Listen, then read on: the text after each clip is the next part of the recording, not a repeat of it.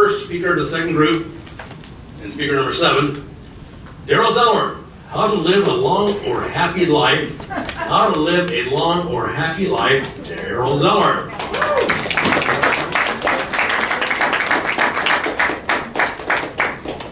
Mr. Toastmaster, ladies and gentlemen, I know that they say that with age comes wisdom. And if that is the case, I must be the wisest person in this. I know that some of you have constantly said that I'm smart because I keep hearing you people say, don't be such a smart blank. Now, if you happen to fill in that blank with a part of the anatomy, you just might be one of those people who called me that. But I am not smart enough to know that there's no way I will be able to talk about how to live a long life and a happy life in the amount of time that's allotted to me. Therefore, I'm going to talk about the first part. How to live a long life. The answer is simple. Just don't assume a horizontal position and discontinue the process of the respiratory system. You need to get that. Don't die. Because dying is the #1 cause of death. So how do you keep from dying? Well, I'll tell you, there's statistics out there that will tell you this is the cause of death, or this is a major cause of death, or this is. They're wrong. Statistics don't lie. But we statisticians, we're human.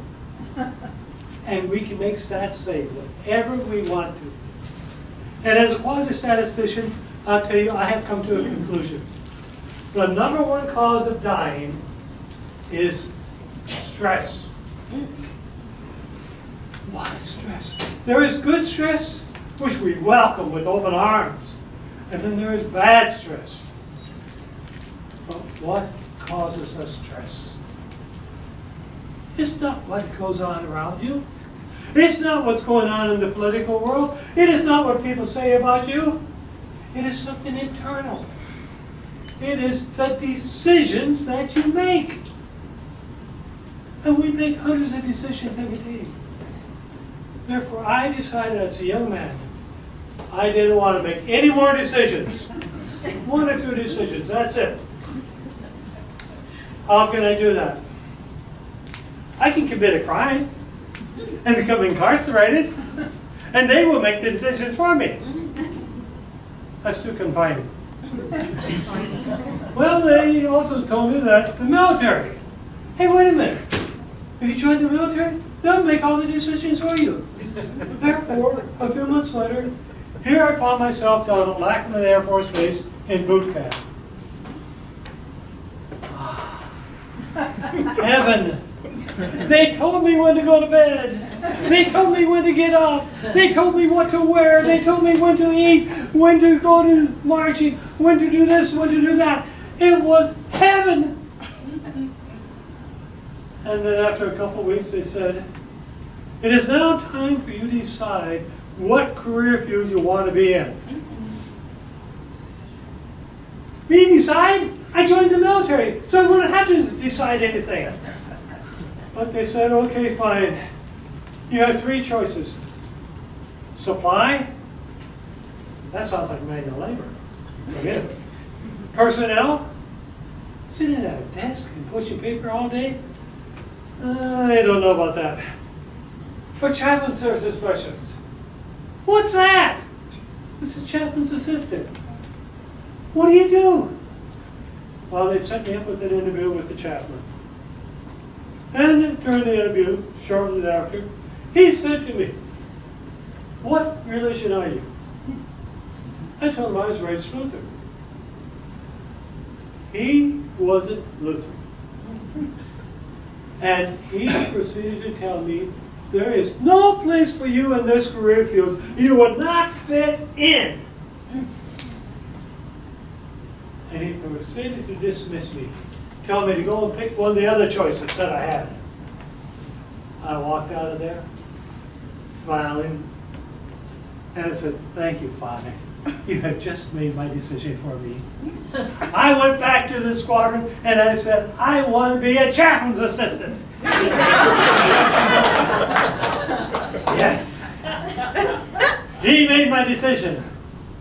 And then a few weeks later, we were getting ready to go to tech school. They had all of us just pack up our gear in our duffel bags and head out over to tech school. And once again, it's heaven. Here's when you get up, here's when you go to bed, here's when your classes are, here's when you go to chow, etc. Wonderful. And then they told us in the last week of class, they were going to come up and tell us what bases we could go to, and we would need to make a decision as to which base we'd have to. Decisions again, oh my. Wait a minute. My last name is Zeller. Everything in the military is done by alphabet. I won't have to make a decision. I will just take what's left. And then they came out with the assignments. And they said, Airman Zeller, we're not going to do it the way they did it you're used to. We're doing it by your standing in class. You have the first choice. Another decision. They told me I wouldn't have to make any more decisions. What can I do? Oh, wait a minute. I've also heard that if you get married, every man who ever gets married doesn't ever get a chance to make another decision in his life.